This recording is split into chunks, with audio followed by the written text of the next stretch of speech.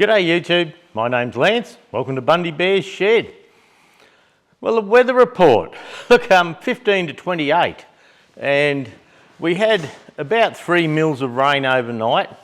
And yeah, look, we woke up a few times, and look, it was just barely a tinkle sort of thing. Yeah, not a lot going on. The ground was a little bit wet this morning, but look, that wasn't too bad. It's Tuesday and it's probably 2 o'clock in the afternoon. I'm running a bit late with the stew, but we went over to Mount Perry on the weekend of the Mount Perry show. Then we're going to Monto show this coming weekend, and we're going to take the little baler over. And the ute was 150 k's under the 50,000 kilometre service. So I've been doing that all day, changing diff oils and gearbox oils and things like that. But I noticed there's an exhaust bracket at the back where the pipe comes out, and yeah, it's cracked the mount. And I've just had a little exhaust vibration just recently, and while I was there looking at it, I thought, I'll have a look down the exhaust and see what's going on. Well, yeah, this little, it's a thing Land Cruisers have, a little square bracket, but I'm thinking when we had the exhaust off, replacing the DPF, all the clamps had to come undone, and we might have, put it back up, not quite where it was, and that's broken. But that's no big deal. I had a look on eBay, and I can buy 4 for $60, and you can buy them cheap as anything, so we're not going to worry about that. With the place being a bit damp, we've got a few sand flies in the shed at the moment. You'll see me scratching and buckering around, and yeah, look, just a few. Not something we normally have, but they've been hanging around a little bit. And we come home from the Mount Perry show on the weekend, and I spent most of yesterday on the mower, just trying to catch up with the mowing, because yeah, we drove out of here Friday morning, so Friday, Saturday, Sunday, Monday that needed mowing again. So yeah, that took a fair while. Then Indy come to remagnetise the magneto, so we did that. So not a lot's been happening around here. We're having a committee meeting for the club here tomorrow morning, Wednesday morning at 9:30, and the farm lay here that I've had behind the camera there of Alan's is going to bring a trailer and pick that up. His neighbour over the road, they get on well, and he's offered to knock a few little dings out of it and give it a coat of paint for him and tidy it up, so that'll be nice. Might have it done for our rally, who knows. Last week I put quite a few hours into sorting out the rally. Went and had a talk to Sugarland Tavern, and that's the closest hotel to the rally grounds, which is only about 1 kilometre or so away, I'd say, and not far. And they've agreed for anyone exhibiting to send the courtesy bus up and grab any exhibitors at the show that want to pop up to the pub for a feed. And there's 2 different sections. There's one's the grog section where you got to go and talk to them about buying a bulk lot of alcohol for the bar. And then I went inside and I talked to the other manager, and he said, "Oh, look, no trouble getting the bus." He said, "You get them into Bundaberg, Lance, and I'll water and feed them for you." So we've got to put out a little message with our exhibitor entry forms and try and get some numbers just to help them out at the time. So so we can say, well, it looks like we got say 10 Friday night, 20 Saturday night, or something like that. So just to help them out. But they were very accommodating. I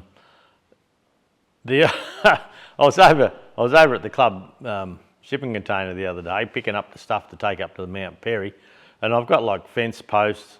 I've got little round fence posts, short star pickets, long star pickets, a gate, 2 rolls of red fencing. I've got the first aid kit, the defibrillator, the fire extinguishers, and all that sort of junk. And I was over there talking to Kev, and then Jono turned up. And back in the day, 2018 was the last time they had a bit of a rally, and I wouldn't have much to do with the club then. But 2018 they put one on at the Diggers ground. They didn't do particularly well, but it was out of the way. But Jono's had the sign at the back he had a sign on the tailgate of his ute And yeah, he whizzes home and grabs that and gives it to me. So I've got that in at Signmax at the moment. And yeah, they're just going to change the date and all that, put a little sticker across the bottom for $30. I said, yep, do that, and I'll chuck it on my ute to try and promote the thing. We've also got quotes on banners. You know, that some of our banners that the club have are getting old. You know, well, I would have got the first ones made. Look, the club started in 2011, and there's probably been some done since, but you know, they're getting old and they are showing their age. So I've just got a price on getting some new banners for the club. Stubby coolers, you know, if you pop into the bar at the rally for a beer and you want a cooler, well, we can probably sell one. So main thing is the committee meeting tomorrow is about starting to organise this rally, and the car club in town have a nice rally in May, and once that's out of the way, well, we'll really start dropping flyers out and things like that. Actually, I need to get some prices from the printers about some flyers as well. So anyway, we're sorting that out tomorrow, and the club had some cane harvesters and things that no one wanted to work on, and I was sort of pushing to get rid of them, and we got that through the last meeting, and they're going to stay exactly where they are. It's just ownership will go from us, Rum City Vintage Machinery Club, to the Granny and Pa's Heritage Trust that runs the museum. So they don't go anywhere. It's just that they'll still be there. The new owners of them can decide what they want to do with them, how much money they want to spend, all that sort of thing. So we got that through last meeting, and I went and got the paperwork finally done for that yesterday. So they're all signed over now, so I can table that at the committee meeting tomorrow. The Mount Perry show, it was, look, we had quite a few members say they were turning up and just didn't show. Like ex-President Nev and his missus, they were coming and camping and then just didn't show. Yeah, a couple of other couples too did the same thing. And so in the end, Jan had 2 engines, I had 1, Barry and Robin had 2, and Alan bought 2, and Pete had some tractors there. So, and Trevor and Helen, they had a little Villiers on a little pump. So, yeah, we're a bit thin on the ground really. Pete had 4 of his own tractors there, but it wasn't one of those shows. I felt it was spread out, like way down the bottom end they had the dogs, the working dogs, then up behind us they had the cattle, you know, the cattle judging. And yeah, we're sort of in the middle in no man's land, but we didn't have a lot of people at the fence all day. You know, we had people come and pass, but just not a lot. And yeah, and a lot of rallies and shows that you talk to, they reckon the numbers are down. But this next week at Mount Perry show, I'm going to take the little baler. They saw it at Mundubra last year, and so we've agreed to take it up there and make some hay for them, and I'll give it to them for whatever they want to do with the bloody stuff. I'll have to sit there making hay all day. You get sick of it, yeah. And it's Saturday and Sunday, so there'll be a couple of days of making hay, so that'll be plenty. And then we're going to take it to the Mundubra show, then we're putting it away and we're just going to take some tractors. At the show, I gave me the shits a bit. At the end of the show, Pete, Jan and myself, we'd arranged to drop the whole, leave the fences and all up with our engines in it. The ones that had to leave, they got their engines out, and Jan was going to leave his 2 engines. I was going to leave mine in, and Pete had put 3 gazebos up, and we're going to at least keep one of them up just to put all the club stuff under, put a tarp on it, and yeah, like the banners and all the bits and pieces. But God, they got a bee in their bonnet about pulling everything down. And I said, well, no, we need to leave a gazebo up so we can put the stuff under it. And they said, no, it'll be damp. You've got to get it down, it'll be too wet. And I said, well, Jude and I aren't going anywhere because we had the camper trailer and we had a gazebo out the front, and we had to wait and, you know, just have a steady morning, have brekkie and all that until it all dried out. So, but no, they had to pull it down. So I had the shits a bit because it was and Sonia says, come on, get your stuff, get it organised. So, and I was away getting the ute, so Jude went and got it all, and as I was trying to load the engine, Jude took it all down there. And So what that did then for us was it all had to go, like our spare chairs. Jude and I take a couple of chairs for sitting on under the gazebo, but we'd keep a couple at camp. So we had them. We had the Jude's made a material bag for the signs for the engines, and one of the club signs I made, and the fire extinguishers and the banners are in like a Hessian bag, and so all that had to get loaded in my ute. And so, but then we had no cover on it overnight, and so that meant that, you know, like the Hessian bag with the banners in it would have got damp, and so yeah, we'd have to put it away damp, and then the bag with the signs in and the first aid kits and all that. So we had to find a place for them. So we had to go back to camp, and Jude and I had to unload my ute again, which is only like a couple hundred yards away, but it was just a pain in the arse. And so we had to unload everything again. Then in our camp, we had the extra seats.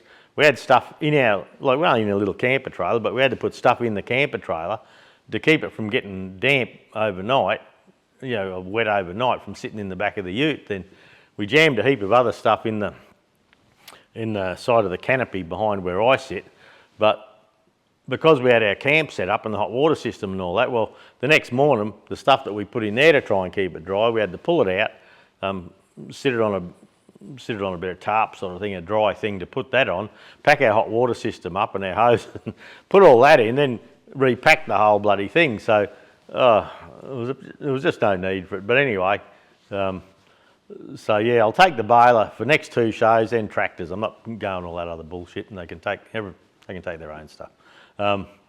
Yeah, I can help out a lot, and I do help out, but I don't know, enough's enough.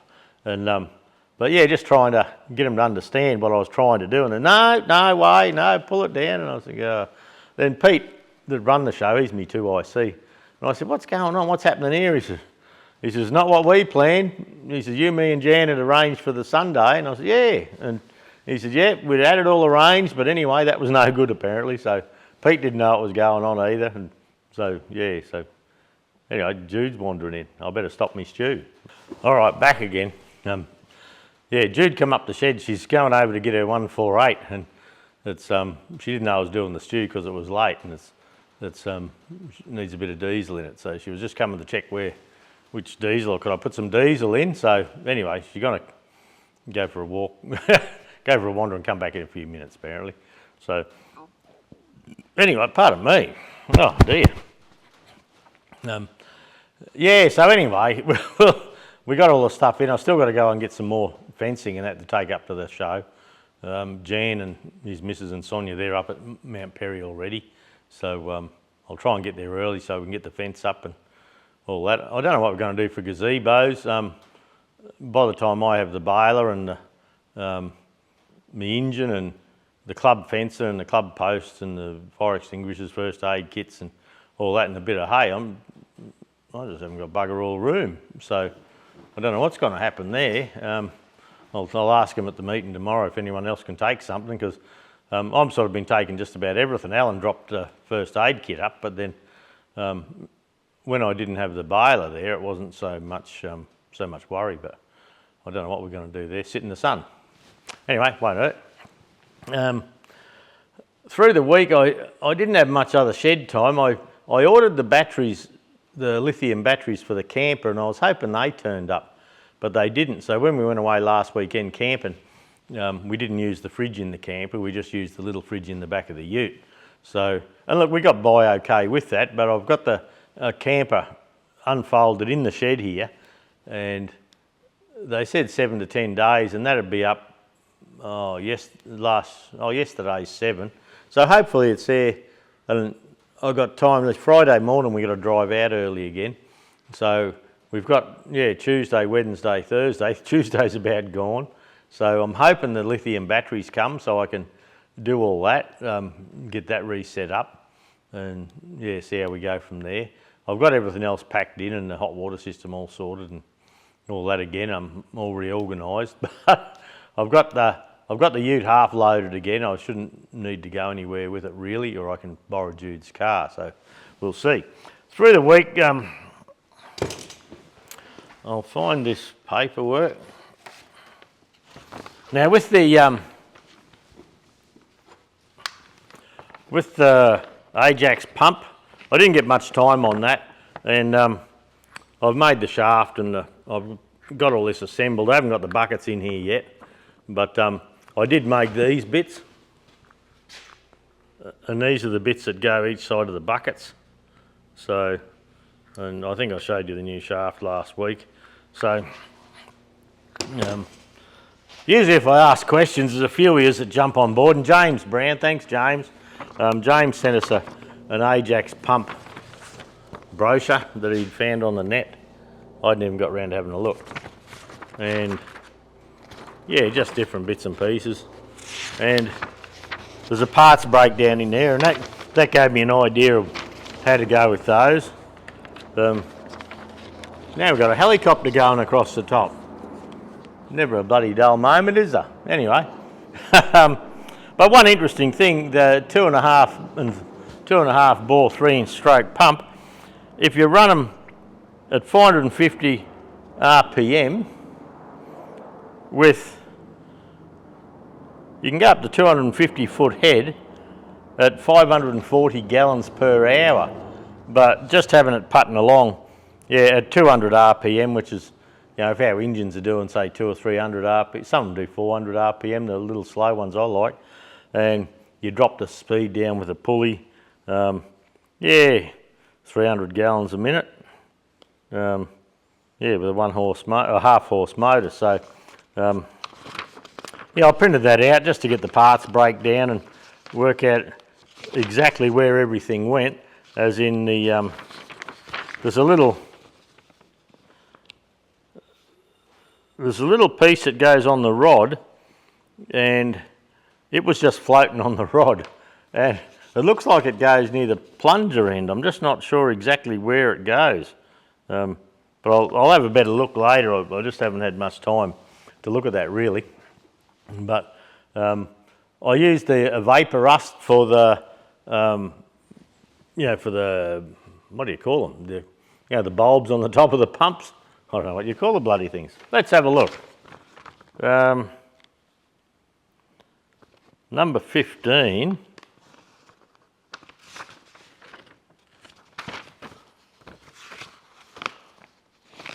We'll see what the right terminology might be.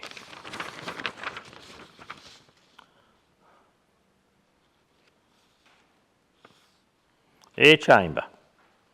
So they're called air chambers. There's an air chamber, and number 18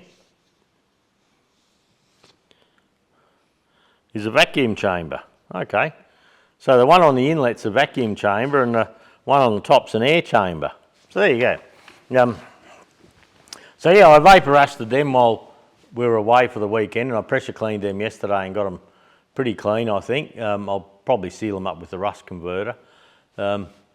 Had a quick messages back and forth last week from CRC, and their contract was up in in April I mean. And so yeah, I got in touch with them and said, you know, how we going, what was our plans, were we gonna, you know, keep things going? And they said, yeah, no worries, looking forward to it. So there's another order of CRC coming, and yeah, so CRC's on board for another 12 months, which is good because I love it. Yeah, they're vapor rust. I've ordered a 20 litre of a vapor rust. That 10 litre bucket there, they don't come in a 10 litre bucket, it's just I had a vapor rust in 5 litre pots, and it suited me to put it in a little 10 litre bucket there to give me the volume that I needed to do the jobs. And so I put another order in with, yeah, so CRC's on board, so that's great. Before we went away to the Fergie muster, I put in an order with Sparex, and nothing sort of happened. So I got onto the rep, and he said, "Oh, I put that in. It's, you know, we must be waiting from down south to approve it." So I got onto him again. Yeah, we bloody do that. I'll make sure it happens. But yeah, still nothing. I've been 6-8 weeks without anything rolling in yet. So I'm not sure. And what I'm actually doing is the steering cylinders on the Massey Ferguson 20 that I repaired. They had a couple of nicks and bits and pieces in them, and I thought, oh, that'll do. But look, they are leaking. Rather than just buy a shaft or something like that, Sparex have the cylinders, and we'll just put new ones on. Every time I go to use it, I've got to top the power steering oil up. But it's got lovely power steering. Once you drive them around slashing and all that, it's beautiful steering. But I thought, well, no use just dropping oil on the ground. And so I've got 2 cylinders ordered, but yeah, I don't know what's happening with the bloody things. So anyway, we'll see what happens. See when they turn up. The Anzac Day this Friday, and yeah, we'll be travelling up to the Monto show on that day. And the Monto show is Saturday, Sunday, I believe. So they're going to supply us with a couple of bales of hay. So we'll have a look at that and see. But look, that's it for this week. Not a lot in the shed because just been busy. Oh, yesterday, after machining up these pistons and that on the Ajax pump, those of you who have turned up a bit of brass, you know what a mess it makes. Well, I had shit all the way up my little pathway on the other side, all over the lathe and up the bench. And although I've still got a few particles on the bench, but I took time out. I'm still trying to keep the place clean. Now, up near the door there, it's a bit of a bloody mess still. But I am going to try and clean that up to serve after the stew. I also found, and we'll go for a quick walk shortly, and I also found some wheels that I'd rolled earlier, and it was one of those things, I knew I had the bloody things, and you think I could work out what I'd done with them, but anyway, I was buggering around the other day looking at some of the other cart parts, and you know, because I've got some timbers made up for carts and things, and they were over with that, and I thought, oh, thank Christ for that, because I was looking at, I do have steel up there, and I was thinking, okay, I'll get some steel, and I'll just roll a new set, you know, probably 12 inch, 10 inch, something like that, just to put this pump on. I don't want to use the nice cast wheels, I just want a homemade wheel. So I found them, so they're over on the welding bench now. I've got to clean the welding bench up, and what I normally do is I get the round piece, tack it, try and get it true, because you end up with a little flat spot. But I can take it out to the anvil and give it a bit of a hiding, and that puts a reasonable circle in it. Pardon me. Now, it's not something we're towing around too much, it's just to have it up so you can load it and unload it off the ute. And yeah, I've got a 20 litre drum cut off, and I don't know how many big old diesel gudgeon pins I have, but there's a stack in there, and usually I can find a set of 4 of, you know, the small ones that have an ID of probably 5/8 of an inch maybe, and you know, there's up to 3/4 and things like that. So on a little pump, I'll just put the little ones, and all I do normally is cut a bit of 3/8 bar or 5/8 bar if it's a heavy thing, and I just put the spokes in. I put the gudgeon across one side on the circle and measure across, and I do that in 3 or 4 places, and take an average for 6 spokes. You know, I do it in 6 places, take an average, and say you get, say 100 millimetres to have the pick and figure. Well, yeah, you put 100 millimetres, and some will start off a bit loose, but as you knock them in, the tension goes on the outer, and it rounds it right up. You know, if you're slightly out of round, it will round it up for you. So yeah, I'm looking forward to that. Now I've got all the threads in the welding bench, I should be able to, you know, clamp pieces into place, where before I was chasing things around a little bit. So that'll be good. That'll be an interesting little thing to do as well. So but anyway, look, we'll go handheld and have a bit of a walk around, and I'll sort of try and show you what we're up to. Okay, the mill, I haven't cleaned the mill up properly since using it to put the hexes on the on that shaft for the pump. I've still got the big end mill in there, but I've cleaned all up through here. I've cleaned the lathe back up again and got it to presentable. The pump, I've got all the pump assembled. I've got the whole pump assembled here, so, and all 515 in there where the gaskets would have been. And I went to town and I bought all new bolts, so I've got bolts and nuts to hold it all together, and because the old ones were Whitworth and these heads are going to be a bit smaller, being 7/16 UNC, I've bought flat washers to put under them just to spread the load a little bit. See how that goes. But this bit here, yeah, I can find that in the parts breakdown, but it doesn't look like it gets held in with anything, and I'm just not 100% sure what the purpose it would be. It sort of goes up in up in there, but on the other side I wouldn't mind betting that the rod just goes up and down, and that's a way of stopping oil coming out. I might have to pop that assembly out a bit and I'll just see. The parts breakdown doesn't show exactly where it goes, but anyway, that's all right. So I've got to tidy up down here. That's what I've just taken the ute for a run to service it. I've got to put the oil drums away yet. But these here, oh, where are they? They're the rings that I've already rolled. So that's the outer of the wheels. And that saves me using some of those other ones. So, what would that be? That'd be 200 across maybe. Yeah, we'll call it that. So, yeah, so that's good, just saves the job. But before I do that, oh, I've got to lift it. I've got to clean all this junk up. So, always a job to do, isn't there? But yeah, all the paddock's all slashed, that's all looking okay.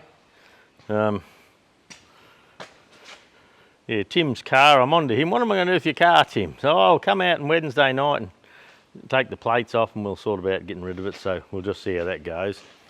And if we come back in here, yeah, I've got the camper in there for the batteries, and I've got a little gap coming through here. So when Alan comes tomorrow to pick up his little Farm All A, we can just push him, yeah, just steer him through the gap here, and Alan can decide. Yeah, he's borrowed a trailer off his mate or something, he was saying. So that'll give me a sight. So what I'll probably do is, I've got the little TE20 locked in over the back there, so I'll probably put the TE20 in here and put the Ford 2000 back up there a bit, and it's sort of hindering using the hoist a little bit at the moment. So anyway, we'll see, but the place is looking okay really. From where Indy and I were playing yesterday, we've got to clean up the bench here, but that's okay, just a couple of bits and pieces, and yeah, see how we go. Okay, that's about it. Yeah, I've still got my CRC. I'm glad they're on board again. Still got the CRC thing well stocked, so we'll see how that all goes. And yeah, look, we'll catch you all next week, eh? See ya.